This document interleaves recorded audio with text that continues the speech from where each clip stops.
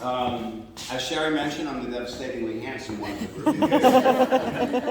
A little bit about me. I spent about 25 years in the hotel industry as a hotel executive in sales and marketing, franchise development with Marriott, Ritz-Carlton, Four Seasons, a bunch of other brands, and decided to make a change a little while back and got into residential loans.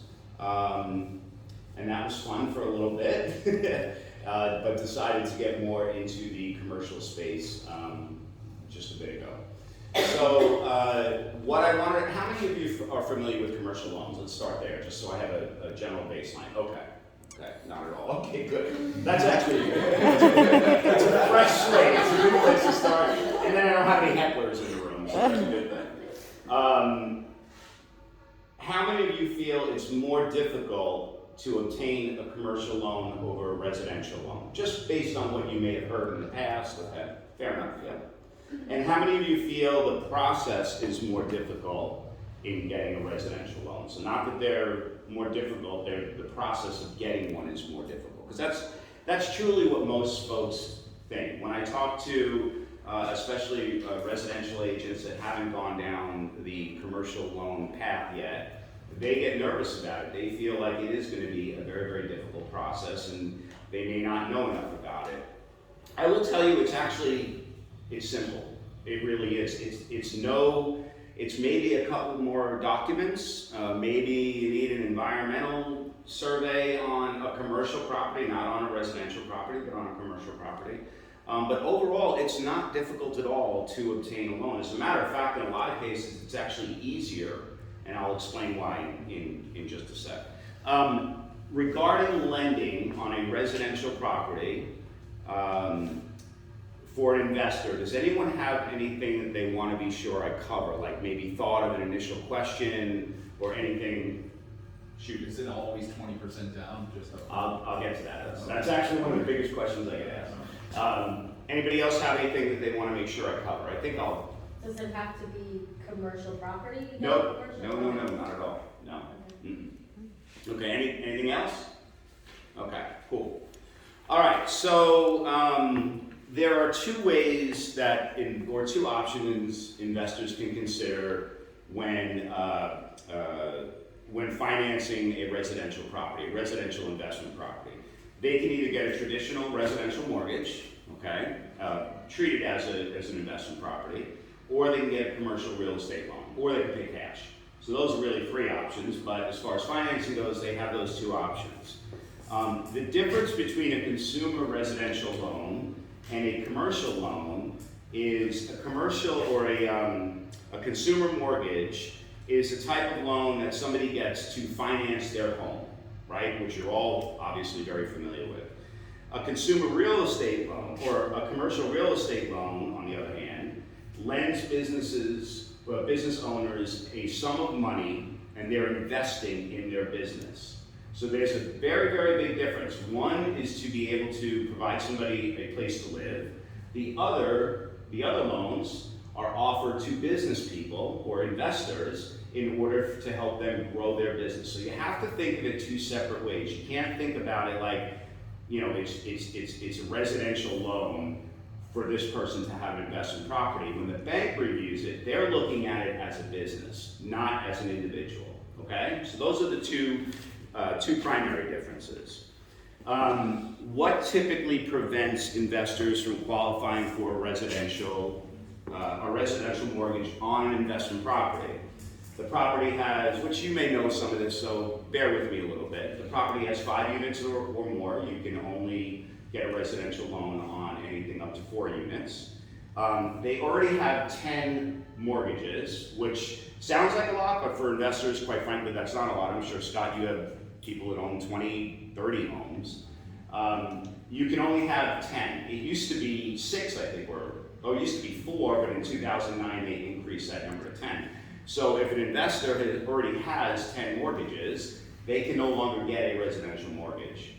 Most banks will require somebody to wait 6 months after a refinance or 12 months after the purchase or after a purchase to qualify for another mortgage. So even if they only have 2, and they just closed on one, they now have a waiting period of 6 months to 12 months before they can buy something. And heavy investors don't want to wait that year. They see an opportunity, they want to be able to jump on it. They may not have the W-2 income or other income to support a residential mortgage, okay? And I'll get a little bit more into that detail in a moment. And there is a tougher underwriting process for residential mortgages, believe it or not. Doesn't sound like it would be, but it is a tougher underwriting process for somebody to get a residential mortgage than it is a commercial loan. So the four circumstances that typically call for commercial real estate financing would be when the investment property has 5 or more units, when the property is in the name of an LLC, okay, because you cannot get a residential mortgage under an LLC. If you don't have the W-2 income that we talked about before, or you reach your limit of 10 loans or more. So if you're working with somebody and they have any of those circumstances, you automatically have to assume that they're going to have to get a commercial real estate loan in order to buy that investment property. Keep in mind, for the purpose of this conversation, I am only talking about residential properties as an investment. I'm not talking about an office building or an industrial building or anything else, just laying that out there. So the key difference is between a residential mortgage and a commercial loan. You can use a commercial loan for any type of rental property. Doesn't make a difference what it is, condo, townhome, it can be an industrial space, it can be an office, it doesn't make any difference at all, as long as it's a rental property, okay? Residential loans tend to be terms of 15 to 30 years, whereas commercial loans are typically between 5 and 15 years, okay? But they can be amortized for 25 years in order to keep the payments down for the investor, okay? Closing costs on a residential mortgage are probably between 2.5 and 3%. That's a general assumption or pretty close assumption. Commercial loans are going to be a little bit higher, between 3.0 and 3.5%. Really because of an environmental study that might be done or some other fees that might be involved in obtaining a commercial loan. But it's not a drastic difference, quite honestly. Even on commercial properties, it's not necessarily a drastic difference. Down payments are similar. So typically, and there are banks that will actually do down payments of less for somebody getting a residential loan on an investment property. The problem is none of the private mortgage insurance companies, you can't get PMI. They're the ones that prevent people from putting down less. A bank may consider it, but the PMI companies, they don't want to take the risk on it. So that's why it's a lot harder to obtain one with less than 20% down, is more the PMI. Commercial, I'll get into it in a moment a little bit deeper, but on a commercial property, on a commercial residential property, you're looking at the same, about 20% or so. There are instances where it can be less, and it's usually based on the experience of the investor. Banks will look at very, very closely at how much this person has done in the past, how many residential properties have they invested in, and how do they do. If they do well, then the risk is going to be less to the bank, and they're going to be more comfortable lending a higher loan to value on that property. That answer your question? Mm-hmm. Yeah. Cool. As far as closings go, residential, you can assume it's a 30-day. Some can do it a little quicker. When I was with Movement Mortgage for a while, and they actually did close a little faster than most normally do. On a commercial or on a commercial loan for a residential property, I'm sorry, I'm so used to talking about commercial property, so I keep throwing that in there. But on a residential loan for an investment property, you're looking at about 30 to 45 days. So it might be slightly longer. It's not much of a difference. The only time you hear stories about long closings is typically on something like a hotel, where there's a lot more research that has to be done and a lot more studies and all that kind of stuff. That the underwriting process is a lot deeper on something like that, and that can take longer. But on a residential home, you're looking at pretty much the same thing. Let's see. So The difference in underwriting between a commercial loan and a residential mortgage. With residential, everything focuses on the borrower, okay? It's all about the borrower. That's what underwriting is looking at. Their income, their credit, their history, all that other kind of information.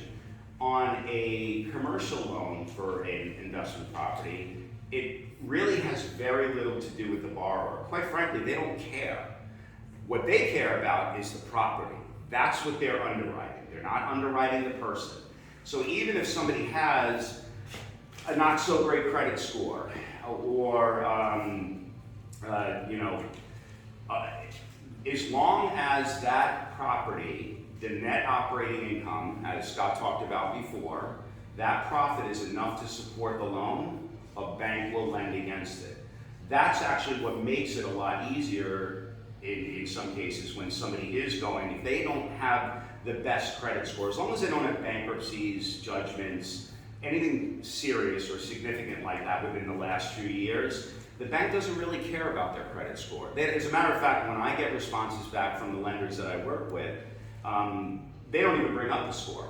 They'll ask me a question about a bankruptcy, but they won't ask me anything. It's always about the property. So you have to remember that. So for anybody that might be credit challenged in a way, and they think, well, I'll never get approved for an investment property. If that investment property is making enough money, they will get approved for it because the bank is comfortable to know that the rent coming in is going to support the loan after all the expenses are paid.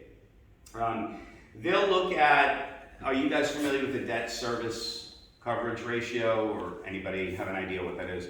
So what a bank wants to see is about 1.25%. Okay, bear with me for a second, I'll make it simple.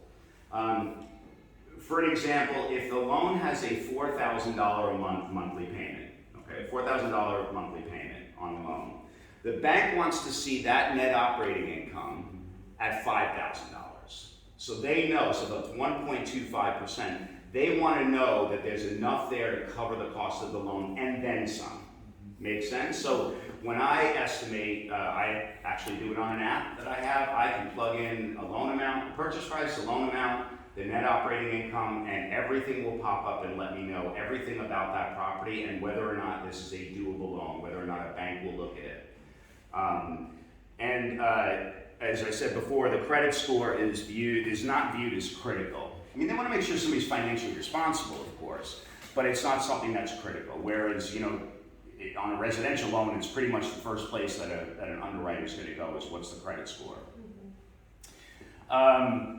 Other questions that I get asked, and we talked, Scott, you mentioned this before, but can the equity in my home be used to buy an investment property? The answer is yes. Again, it may not be recommended depending on the person's financial or current financial situation, I should say. But the answer is yes, they can use that money, whether it's through a home equity line or a cash out refi, which I actually had one just yesterday doing that. For fix and flips, typically that definitely depends on experience. So if somebody has, let's say it's their second one, they've done one, it was successful, a bank will lend 80% of the purchase and 100% of the fix, okay? So if that property is gonna cost them $100,000 to make it easy, the bank will lend them $80,000, and then whatever the estimate is to fix it, the bank will lend them 100% of that amount to do the fix, okay? It's important to know, if somebody has a lot of experience, those can fly through quicker than anything. I've done one in 7 days before, where somebody wanted to buy it immediately, came to us, we got it done in 7 days and funded, ready to go. Now they do have to be prepared because you have to submit bids from licensed contractors on all the work. There's got to be a breakdown the bank wants to see. It can't just be, well, it's going to cost 50 grand, so I need this. They want to see the details of it. Does it make sense to form an LLC for an investment home? Scott, you can probably speak even better on that than I can. However, it does limit the risk, right? Because the home isn't under their name, right? So that's an easy one. The other thing is banks will want, if somebody's going to invest in several properties, banks would love to see every investment home as its own, with its own P&L. It could be purchased under the same LLC, but with its own profit and loss statement on each home, because the bank is gonna ask for that if somebody goes to, you know, this would be one of the additional parts of the paperwork or the documents that would be needed by a lender, would be exactly that.